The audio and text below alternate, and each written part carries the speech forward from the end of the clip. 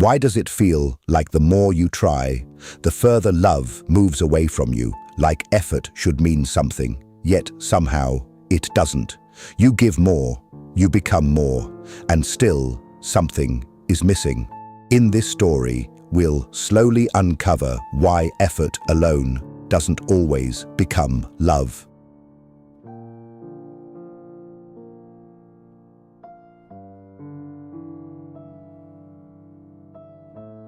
There's a quiet moment that doesn't arrive loudly. It doesn't break things all at once. It doesn't shout or demand attention. It just appears, almost like a realization that slips into your thoughts when everything else becomes still. And in that moment, you begin to notice something that feels difficult to explain, but impossible to ignore, that trying harder doesn't always make someone stay.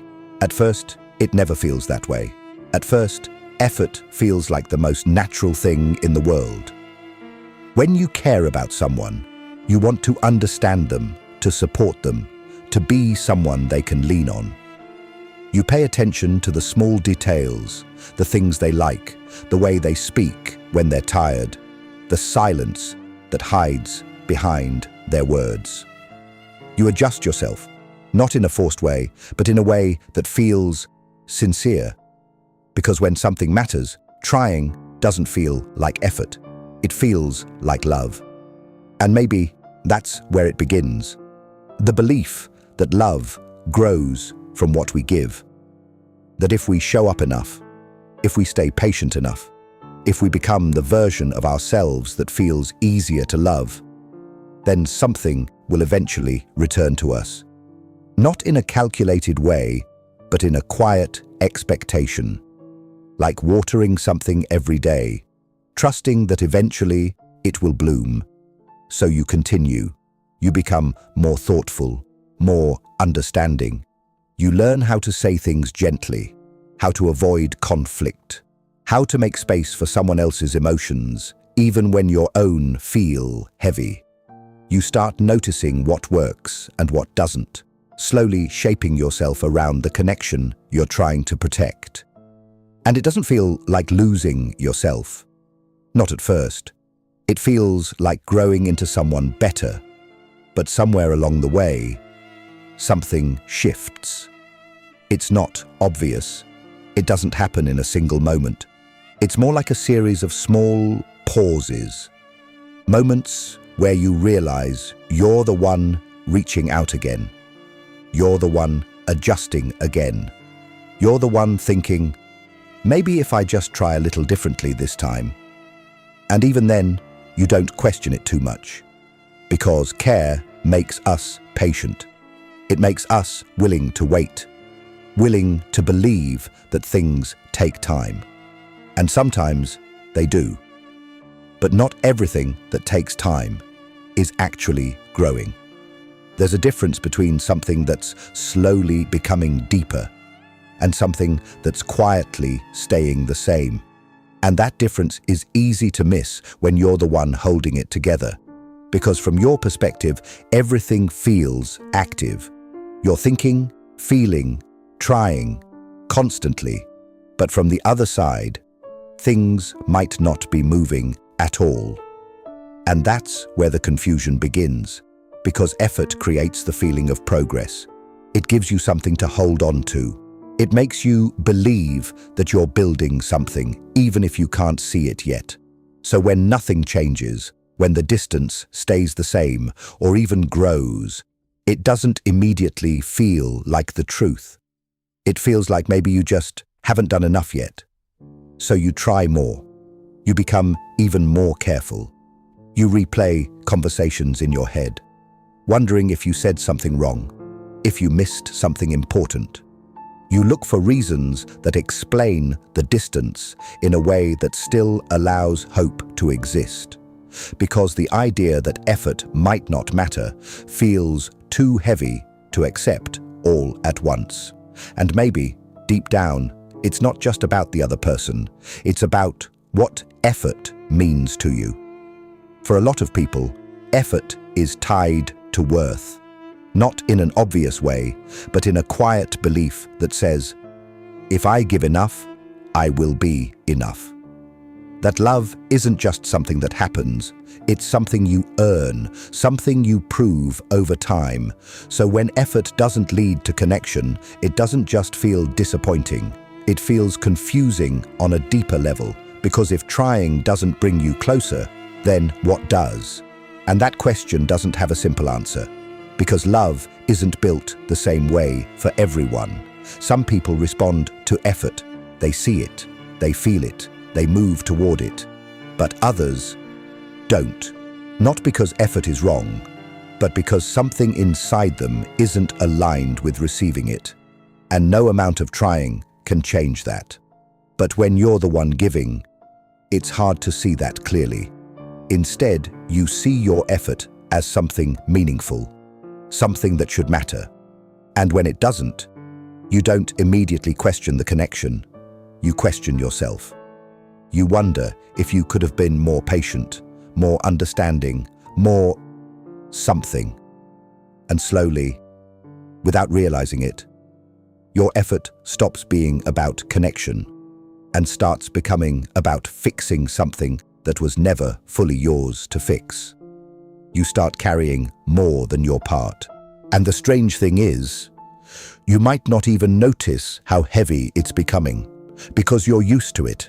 Used to being the one who tries, who holds things together, who believes in something even when it's uncertain. It becomes part of how you show love, and part of how you expect love to form. Until one day, something inside you pauses. Not because you've decided to stop, but because you feel tired in a way that doesn't go away with rest. A quiet kind of tired. The kind that comes from giving without knowing where it's going. And in that stillness, a thought begins to surface. What if this isn't about trying harder? What if effort isn't the missing piece? That realization doesn't come with clarity right away. It doesn't solve anything. It just opens a space where you begin to question something you've always believed. And that space can feel uncomfortable, even a little unsettling. Because if effort isn't what creates love, then what have you been holding on to this whole time? And more importantly, what does it mean about the connection you've been trying to build? These questions don't have immediate answers. They unfold slowly, through reflection, through quiet moments where you start to see things from a different angle. Not just what you've been giving, but what you've been receiving. And that's where the story begins to shift. Because once you start looking at both sides, you begin to notice things that were always there, just harder to see before. The imbalance, the silence, the lack of movement. Not as temporary phases, but as patterns. And patterns tell a different kind of truth. In the next part, we'll go deeper into that truth. Not just what's happening on the surface, but the hidden emotional conflict that keeps you trying even when something inside you already knows. If this content speaks the words you can't explain, click subscribe. Thank you for your support.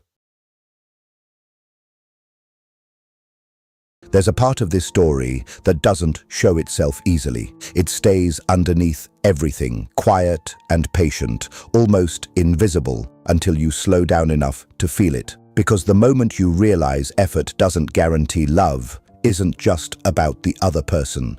It begins to turn inward, slowly, asking questions that feel harder to answer.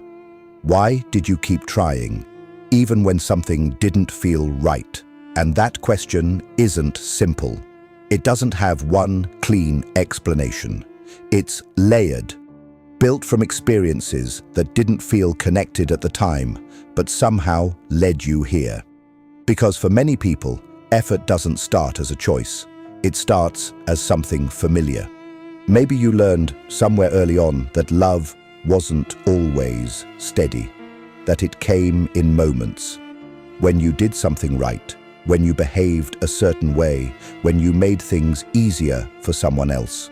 Not intentionally, not in a way that was meant to harm you, but in small patterns that quietly shaped how you understood connection. So you adapted. You became attentive, not just to what people said, but to what they didn't say. You learned how to read moods, how to sense distance before it was spoken, how to adjust yourself just enough to keep things from slipping. And over time, that awareness started to feel like care, like being someone who loves deeply, someone who notices, someone who gives. But beneath that, there was something else, a quiet belief that says, if I stop trying, something will disappear. So you don't stop, even when things feel unbalanced, even when you notice that you're the one holding the weight more often than not. You stay in motion, because stillness feels uncertain. It feels like letting go, even when you're not ready to admit that's what's happening. And this is where the conflict begins to grow. Because on the surface, your actions come from care. You're kind, patient, understanding. You're doing everything that love is supposed to look like. But internally, there's a different conversation happening. One that doesn't always use words, but shows up as a feeling you can't quite ignore. A feeling that something isn't being met. Not in a dramatic way, not in a way that demands attention, but in a quiet, consistent absence, like reaching for something that isn't reaching back the same way. And instead of stepping back to question it, you move closer. You try to fill the space. You tell yourself that maybe they just need time, or that they show love differently, or that not everything has to be equal to be real. And some of that might even be true, but it doesn't fully explain why you feel the way you do.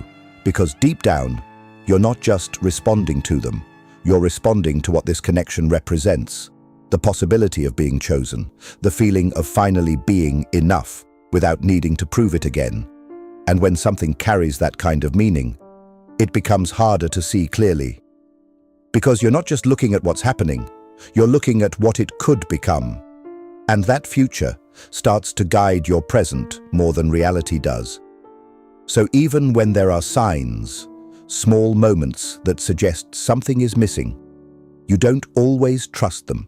You soften them, you reinterpret them, you give them context that allows hope to stay alive. Because losing the connection doesn't just feel like losing a person. It feels like losing the version of yourself that finally gets to be loved fully, and that's not easy to let go of. So the effort continues, but it changes in subtle ways. It becomes less about expression and more about preservation. You're not just showing love anymore. You're maintaining something, protecting it from breaking, even if that means carrying more than your part. And slowly, that begins to create a quiet tension inside you. Because while you're holding everything together, something inside you is starting to feel unseen. Not because the other person is intentionally ignoring you, but because the balance isn't there. And without balance, even the most genuine effort can start to feel one-sided. And one-sided effort is difficult to sustain without cost. But instead of acknowledging that cost, you often turn it inward. You wonder if you're expecting too much, if you're being too sensitive, if maybe this is just what love requires. And those thoughts don't come from nowhere. They come from a deeper place that's trying to protect you from a harder truth. That effort can't create reciprocity. And that truth challenges something fundamental. Because if love isn't built through effort alone, then what determines whether it exists? It's not a question with a simple answer, and that's part of what makes this so difficult. Because without clarity, you stay in the loop. A loop where you give and wait and adjust, hoping that eventually something will shift. But the longer that loop continues, the more disconnected you start to feel from yourself, because your attention is always directed outward, toward what they need, what they feel, what might bring them closer. And slowly, your own needs become quieter. Not because they disappear, but because they don't feel as urgent as keeping the connection alive, until one day they do. Not all at once, not in a dramatic realization, but in small moments where you feel something you can't ignore anymore. A pause after a conversation, a silence that feels heavier than usual, a question that surfaces without warning. Is this enough for me? And that question doesn't come easily, because answering it means stepping outside the version of the story you've been holding on to. It means looking at the connection not as what it could be, but as what it actually is. And that shift can feel uncomfortable, because reality is quieter than hope. It doesn't offer possibilities, it offers clarity. And clarity sometimes feels like loss, not because something is being taken away, but because something you believed in isn't unfolding the way you thought it would. And that realization can bring a kind of sadness that isn't loud or overwhelming, but steady and difficult to ignore. A sadness that says, I tried, and somehow it still wasn't enough. But even that thought carries something that isn't entirely true, because the problem was never that you didn't try enough. The problem is that effort on its own can't create something that requires two people to build. And understanding that doesn't immediately free you from the feeling, but it begins to shift something important. It separates your worth from the outcome. It allows you to see that what you gave was real, meaningful, and sincere, even if it didn't lead to the kind of connection you hoped for. And that distinction matters more than it seems, because without it, you risk turning this experience into something it was never meant to be. A reflection of your value, instead of a reflection of compatibility, timing, and emotional alignment. And those things exist outside of effort. You can't control them. You can't shape them through trying harder. You can only recognize them once you're willing to see clearly. And that's where the real challenge begins. Because seeing clearly means letting go of the idea that effort guarantees love. And that idea has been part of your understanding for a long time. Letting go of it doesn't feel like relief right away. It feels like uncertainty. Because if effort isn't the answer, then what is? And more importantly, how do you move forward without falling back into the same pattern again? That's what we'll begin to explore in the next part. Not as a solution that fixes everything at once, but as a gentle shift in perspective, one that helps you understand what love actually responds to and what it quietly cannot. There isn't a single moment where everything suddenly becomes clear. No instant shift where all the confusion disappears and gets replaced with certainty. It doesn't work like that. The realization that effort doesn't guarantee love doesn't resolve itself quickly. It softens, slowly, over time, through small changes in how you see things, how you respond, how you begin to hold yourself differently inside your own life. Because the truth is, you don't need to stop being someone who cares deeply. You don't need to become distant or guarded or someone who gives less just to avoid feeling hurt. That isn't the point of this realization. The point is quieter than that. It's not about becoming less. It's about becoming more aware of where your effort is going, and whether it's being met with something real. And that awareness changes everything. At first, it feels unfamiliar because you're used to moving toward people, adjusting, giving, staying present, even when things feel uncertain. But now, there's a pause, a small space between what you feel and how you act. And in that space, you begin to ask something new. Not, what else can I do? But, what am I receiving in return? And that question doesn't come from a place of keeping score. It comes from a deeper understanding that love is not something you pour endlessly into, hoping it will eventually fill on its own. It's something that exists between two people, something that responds, moves, and grows when both sides are present. So instead of reaching immediately, you start to observe. You notice how someone responds when you're not the one initiating everything. You notice whether conversations continue or quietly fade. You notice whether your presence feels welcomed or simply accepted. And these observations don't require effort. They don't require you to change anything. They only ask you to see clearly what has always been there. And clarity, even when it's gentle, can feel confronting. Because sometimes what you see isn't what you hoped for. Sometimes the effort you've been giving isn't being returned in the same way. Not out of cruelty, not out of intention, but simply because the connection doesn't hold the same meaning on both sides. And recognizing that brings a kind of stillness. Not the kind that feels peaceful right away, but the kind that asks you to stop moving forward automatically, to stop filling the silence, to stop trying to turn something into what it isn't. And that's where the shift begins. Because instead of asking how to make someone stay, you begin to ask whether they're choosing to stay on their own. And that difference is subtle, but important. One comes from effort, the other comes from truth. And love, real love, exists in truth. It doesn't need to be pulled closer. It doesn't need to be convinced. It doesn't need to be held together by one person trying harder than the other. It shows itself in consistency, in presence, in the quiet ways someone chooses you without being asked. And once you begin to see that, something inside you starts to settle.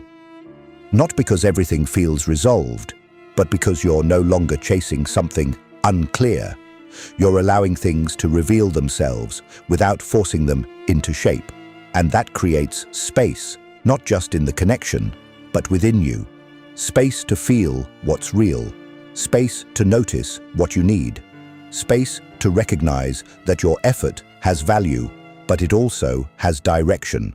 It isn't meant to be given endlessly without reflection. It's meant to be shared with someone who meets you in that same place. And learning that takes time. Because letting go of the belief that effort creates love also means letting go of the need to prove your worth through what you give. It means understanding that you don't have to earn your place in someone's life by becoming more or doing more or staying longer than you should. You already carry what you need to be loved. Not perfectly, not without flaws, but fully enough. And the right connection doesn't ask you to reshape that into something else. It recognizes it. It responds to it. It builds with it. So the next time you feel yourself moving into that familiar pattern, wanting to try harder, to fix, to adjust, you don't have to stop yourself completely. You just pause. You notice the feeling without immediately following it. You let the moment exist without rushing to solve it. And in that pause, something new begins to form. A different kind of response. One that isn't driven by fear of losing something, but guided by clarity of what's actually there. You might still care, you might still feel drawn to someone, but now there's a quiet awareness that sits alongside those feelings. An awareness that asks gently, is this being returned? And if the answer is unclear, you give it space. not to test the other person, but to understand the connection, because what's real doesn't disappear when you stop trying so hard to hold it. It becomes more visible, and what isn't slowly reveals itself too. That doesn't make the process easy. There will still be moments where you question yourself, where you wonder if you're doing enough, where old patterns try to pull you back into familiar ways of responding. That's part of change. It doesn't happen all at once. It unfolds through repetition, through awareness, through choosing something different again and again. But each time you choose to pause instead of react, each time you choose to observe instead of fix, you strengthen something important, your connection to yourself. And that connection becomes your guide. Because when you're connected to yourself, you don't need to chase clarity from someone else. You can feel when something is balanced and when it isn't. You can recognize when effort is being shared and when it's being carried alone. And that recognition protects you in a quiet way. Not by closing you off from love, but by helping you move toward the kind that meets you fully. The kind that doesn't require constant adjustment. The kind that doesn't leave you wondering where you stand. The kind that feels steady. Not because it's perfect, but because it's mutual. And when you experience that, even in small ways, it begins to reshape how you understand love altogether. It becomes less about what you give and more about what you build together. Less about proving and more about being. Less about effort and more about alignment. And alignment is something you don't have to force. It either exists or it doesn't. And trusting that allows you to move differently, to give without losing yourself, to care without carrying everything alone, to stay only where you're also being chosen. And that doesn't mean you'll never feel uncertainty again. It doesn't mean every connection will be clear or easy. But it does mean that you won't stay in confusion longer than you need to, trying to create something that isn't forming naturally. You'll see it sooner, you'll feel it sooner, and most importantly, you'll respond to it differently, not with more effort, but with more understanding. And that understanding becomes a kind of quiet strength, the kind that doesn't need to prove anything, the kind that simply knows where it belongs. So if you've been holding on to something, trying to make it become what you hoped for, maybe you don't need to try harder. Maybe you just need to see it clearly and let that clarity guide you gently, without force, without pressure, without losing the part of you that still believes in love. Because that part isn't wrong. It just needs to be placed in the right hands. And maybe that's where your next story begins. Not in trying more, but in understanding more. So take your time with this. Let it settle. Let it unfold in your own way. And if something here felt familiar, if something stayed with you a little longer than the rest, then there's more waiting for you to explore. Not all at once, but slowly in the stories that follow.